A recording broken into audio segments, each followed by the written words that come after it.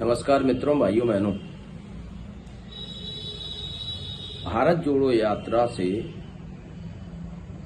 पूरी भाजपा इस तरह बौखलाई हुई है कि वो इसमें कमियां निकालने के चक्कर में अपने आप को उल्टा लटकाने में व्यस्त है। पिछले दिनों हेमंत बिश्व शर्मा और अभी श्रीमती स्मृति ईरानी, जो केंद्रीय मंत्री भी हैं, मंत्री भी कभी ग्रेजुएट के नाम से प्रसिद्धि प्राप्त कर चुकी हैं और अनेकों चरित्र चित्रण उनकी मानसिक मनोदशा की सभी संपूर्ण देश के सामने में है।